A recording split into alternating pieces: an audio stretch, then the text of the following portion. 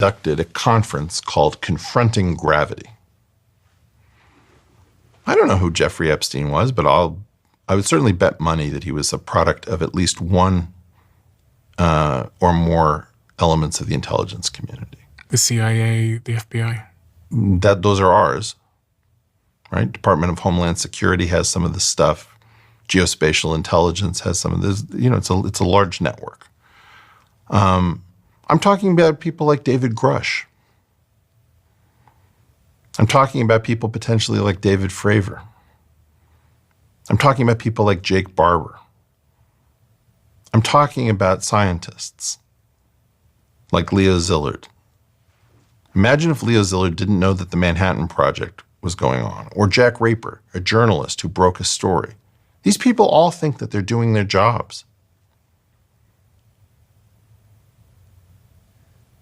I desperately want to know why Jeffrey Epstein knew so much about my work.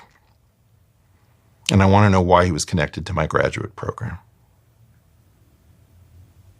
I was in the Harvard mathematics department. Jeffrey Epstein was absolutely connected to the Harvard math department. I want to know why. How was he connected to the math department? You're pushing me to say things I'm not going to say. But Well, I don't mind. I'm curious. I'm not trying to push you. I understand, Yeah. but I'm just not going to do it. I'm saying that anybody who wants to You said he was connected to the math department. the Harvard mathematics department. How did you know he was connected? You can Google it. You could Google it right now. This is not, I can point at all sorts of stuff that's hidden in plain sight. So I'll take your word for it. And the assertion that I'm picking up on is that Jeffrey Epstein was planted in your world to keep... I'm not saying he's planted. I don't know who he was. I don't know who ran him. He certainly was not a financier in any standard sense. Really? That was a cover story, yes. The way that we know Jeffrey Epstein, in the UK especially, is just this guy who was this rich guy who had this island, who brought people there and then did these despicable things there. Disgraced financier Jeffrey Epstein. Yeah, that's the story. Disgraced financier Jeffrey Epstein. It's called perseveration. He was a disgraced financier. What kind of a financier? A disgraced one. What was his name? Oh, it was disgraced financier Jeffrey Epstein. They perseverate that into your mind so that you auto-complete that in your LLM life. Do you believe that that's what Jeffrey Epstein was? You met him. Yeah. Was I can he a tell that disgraced financier? he wasn't a financier the day I met him. What was he? He was a weird guy who didn't seem to know a lot about currency trading.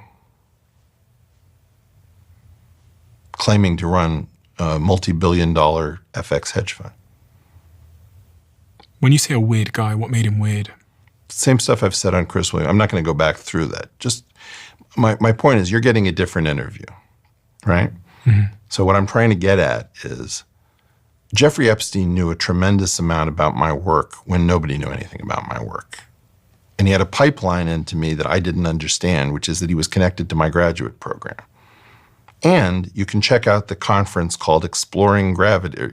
And hosted a physical workshop called Confronting Gravity. Confronting Gravity, that's right. In March 2006. Yeah, what is Jeffrey Epstein? Jeffrey Epstein is very focused on gravity. Was it a gravity conference? Yeah. It was about gravity? Yeah. What the fuck was he doing talking about bloody gravity if he's a financier? It was very important to get Nobel laureates and some of the smartest people on Earth to come to the Virgin Islands and talk about gravity. Stephen Hawking was there, David Gross was there, Lawrence Krauss was there, Lisa Randall was there, right before his conviction. And I'm telling you, he was very focused on the Harvard math department, and he knew all about me in ways that he wasn't supposed to. I have to be clear. I have to be clear on my understanding of what you're saying.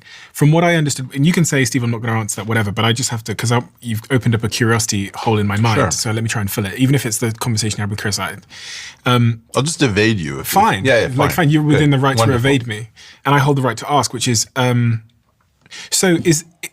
I'm hearing is you believe, and I'm just going to say it how I think it, is what I'm hearing is you believe that Jeffrey Epstein was not a financier. He was planted in some way to interfere. He was a construct, is what I said. He was a construct in some way to mess with the progression of physics. Jeffrey Epstein, apparently, I think I'll tell you what I said. When I met him, when the meeting was over, I immediately called my wife And I said, I have just met a construct. She said, what do you mean? I said, this person is not who they claim to be. Somebody has constructed this human being to be something that they are not, which is a hedge fund genius. Somebody who could understand the euro and the yen like nobody else. Bullshit. Not true.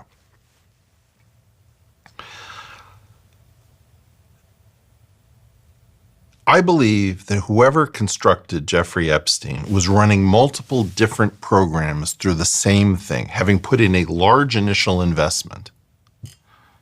It wasn't about one thing. If you build a mall, you don't just have clothing stores in the mall, you have a food court in the mall, right? You have jewelry in the mall. You have all sorts of different things in the mall. Jeffrey Epstein was a construct of something that was running multiple things. One of those things was science. And I don't think that the science and the pedophilia were necessarily in the same bucket. He was funding all sorts of people. I don't think everybody at that, part of the problem with calling his plane the Lolita Express and calling his island Pedophile Island is that you just can't see all the different things that were going through this guy. I don't think almost any of those scientists are exposed, maybe a few of them, but very few of them, to anything really horrible. I think he was trying to keep a periscope on everything that was interesting. And I think that his girlfriend's father, Robert Maxwell, was all through scientific publishing. And I think Pergamon Press was, in part, a control mechanism for making sure that revolutionary discoveries were taking place within a framework. Anybody can, look, you can write a Substack article and you can hit post and suddenly the world has access to your Substack article. That is a nightmare. What if somebody posts, weaponized anthrax? What if they do the equivalent of saying, what if there's a neutral proton? So you think he was controlling science? I think that Robert Maxwell was in part trying to control science. I think Jeffrey Epstein was in part trying to fund science, trying to control it. I don't really know.